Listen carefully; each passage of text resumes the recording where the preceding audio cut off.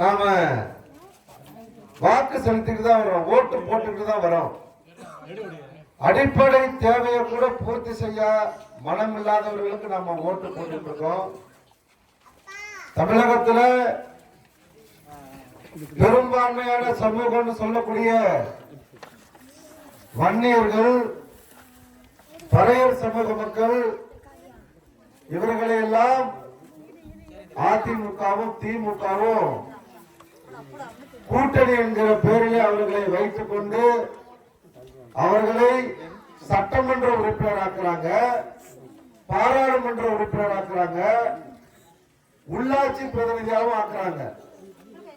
ஏன் அவர்களை ஆக்குற இந்த அதிமுகவும் திமுகவும் பெரும்பான்மையா இருக்கும்னு சொல்ற நம்மளை ஆக்குறது இல்லைன்னா, அவர்கள் மாநாடு என்கிற பெயரிலே வன்னியர்கள் பெரும் கூட்டமாக கூடுகிறார்கள் பாட்டாளி மக்கள் கட்சி என்கிற பெயரிலே. அதே மாதிரி பறையர் சமூக மக்களும் மாநாடு என்கிற பெயரில் பெரும் கூட்டமாக கூடுகிறார்கள் விடுதலை சிறுத்தைகள் என்கிற பெயரில் கூடுறாங்க. அப்ப நாம மட்டும் என்ன பண்றோம்? அதிமுக, திமுக, பிஜேபி, காங்கிரஸ் கிடக்கமே தவிர நமக்கான ஒரு அமைப்பு கட்சியை நாம வச்சுக்கிறது இல்லை.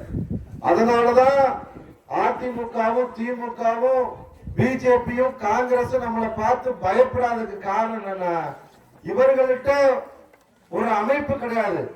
வன்னியருக்கு எப்படி பாட்டாளி மக்கள் கட்சியோ, பறையர் சமூகத்துக்கு எப்படி விடுதலை சிறுத்தைகளோ, அது மாதிரி முத்திரையிடணும் ஒரு கட்சி இல்லடா.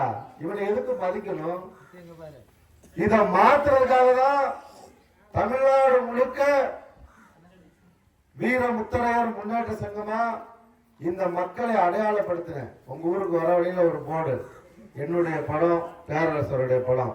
இதை பார்த்தோடனே மற்ற சாதிக்காரனுக்கு, அரசியல்வாதிக்கு இது முத்தரையர் கிராமம். இப்படி தமிழ்நாடு முழுக்க அடையாளப்படுத்தின இந்த மக்களை.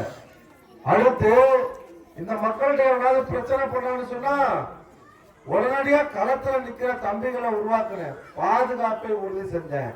இப்போ அரசியல் படுத்த வந்திருக்கேன் உங்களை.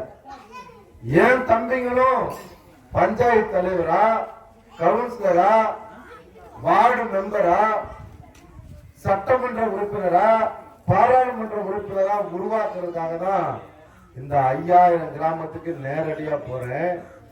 நீங்க செய்ய வேண்டியது என்னன்னா, இங்க எப்படி ஊரே திரண்டு வரவேற்பு கொடுத்திருக்கீங்க, தாய்மார்கள், பெரியவங்க, இளைஞர்கள், குழந்தைகள் எல்லாம் வரவேற்பு கொடுத்தீங்களே, இதே மாதிரி திருச்சி மாநாட்டுக்கு வந்து நிக்கணும். நின்னீங்கன்னா மட்டும் போதும், படிச்ச பிள்ளைக்கு வேலை வாங்கி கொடுத்துருவேன். அரசு வேலையை வாங்கி கொடுக்க முடியும், நமக்கான சலுகையை வாங்க முடியும். ஒரு 5 லட்சம் பேரை திருச்சியில கூட்டி நிற்கும் போதுதான் இந்த சாதிய மதிப்பான். இல்லைன்னா நீங்க எம்எல்ஏக்கு ஓட்டு போட்டுட்டு, எம்பிக்கு ஓட்டு போட்டுட்டு, நான் வரும்போது என்கிட்ட தான் குறைய சொல்றீங்க. ஊமையாவே இருந்துட்டோம். நம்ம ஓட்டு போட்டோம்னா கேள்வி கேட்கறது இல்ல, ஆர்ப்பாட்டம் போராட்டம் செய்யறது இல்ல. அந்த ரோட பறிச்சு போட்டு எத்தனை நாள் ஆச்சு? இங்கிட்டும் விவரம் போட்டா, அங்கிட்டும் போட்டா, நடுவுல வாய்க்கா மாதிரி விட்டுருக்கானே, எத்தனை நாள் ஆச்சு? 1 வருஷம் ஆச்சு. இதை கேட்கறதுக்கு நமக்கு கேட்கணும்னு தோணுதா? உங்களுக்கு முதல்ல தோணுதா? இங்க யாரு பொறுப்பாளர்? ஒரு மனுவை எழுதி உடனடியா போடுறியா வீட்டுக்கு வரட்டான்னு கேளுங்க அதிகாரியா. என்னைக்கு எழுதுறீங்க? உடனே கைது பண்ணுங்க. இதுக்கு தான் நாங்க இருக்கோம். 1 வருஷமா எம்எல்ஏ தெருவு இது மாதிரி இருந்துச்சுன்னா, 1 வருஷமா எம்எல்ஏ வீட்டுக்கு போற ரோடு இது மாதிரி இருந்தா விட்டுருவானா? எம்பி வீட்டுக்கு போற ரோடு இப்படி இருந்தா விட்டுருவானா? அப்ப நம்ம என்ன நினைக்கிறோம்? தேர்தல் நேரத்துல காசு கொடுத்தா ஓட்டு போடுறவனுக்கு எதுக்குடா செய்யணும்னு நினைக்கிற? நான் கேட்கிறேன், விலை மதிக்க முடியாத வாக்குக்கு அயோக்கிய ராஸ்கல் 200 ரூபா கொடுத்த, 200 ரூபா தான் கொடுத்த. எவ்வளவு கொடுத்தான்? கரெக்டா சொல்லிட்டேன். ஆனா மத்த சாதிக்கெல்லாம் 500 ரூபா 1000 ரூபா கொடுக்குறான். தெரிஞ்சுக்கங்க, நம்மள ஒரு மனுஷனாவே மதிக்கிறது இல்லை. இன்னும் 15 நாள் அந்த ரோடு போடலன்னு வச்சுக்கோங்க, இருக்கதை கொத்தி விட்டுருவோம். தயார் தானே நீங்க தாய்மார்களா? அப்புறம் கட்சிக்காரன் அதை சொன்னா இதை சொன்னா வந்து நிக்க கூடாது. சாதிக்காரன் சொன்னாலும் பசுமாடு புனிதமானதுதான், அது முட்டை வந்தா அடிச்சு வரட்டுன்னு கீதையிலே சொல்லியிருக்கு. புரிஞ்சுங்களா? சொந்த சாதிக்காரங்க எங்களுக்காக தங்க ஊசிங்களுக்காக கண்ணுலையா குத்திக்க முடியும்? சாதிக்காரங்களுக்காக அவன் சொல்றத ஒரு வருஷமா இந்த ரோட்ல நடக்க முடியுமா? உடனடியா அதுக்கு கண்டன போஸ்டர் போட சொல்றேன். மனு எழுத எல்லாரும் கையெழுத்து போடுங்க. நடக்கலன்னா கலெக்டர் ஆஃபீஸுக்கு போயிடுவோம். புரியுதுங்களா? அதுக்கு எல்லாரும் ஒத்துழைப்பு கொடுக்கணும். சரி சரின்னு தலையாட்டி விட்டு 10 பேர் 5 பேர் போனீங்க, ஒண்ணும் வேலை ஆகாது.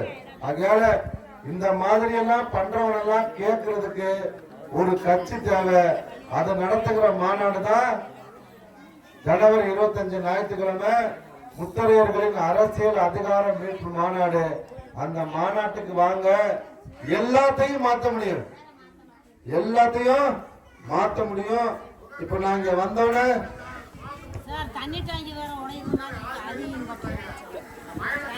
சுடுகாட்டு பாலம் தண்ணி டாங்கி போற கலெக்டர் ஆஃபீஸ்ல தவிச்சு போயிட்டீங்க. நம்ம கொடுக்கறது யாருமே கேட்கல. கலெக்டர் ஆஃபீஸ்ல 10 படிச்சு எல்லாத்தையுமே கொஞ்சம் அமைதியா இருங்க. எல்லா விஷயத்துக்குமே மனு எழுதிக்கிட்டு நம்ம பொறுப்பாளர் வருவாரு. எல்லாமே அதுக்கு கையெழுத்து போடுங்க. ஆர்ப்பாட்டம் போராட்டம் சொன்னா அதுல கலந்துக்குங்க. அப்பதான் மாற்றம் வரும்.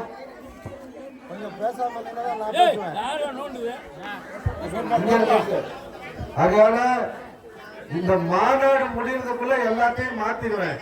முடிஞ்ச பிறகு நீங்க மாநாட்டுக்கு வாங்க. இதெல்லாம் சரி பண்ணனா நீங்க மாநாட்டுக்கு வாங்க, இல்லைன்னா வர வேண்டாம். நன்றி, வணக்கம்.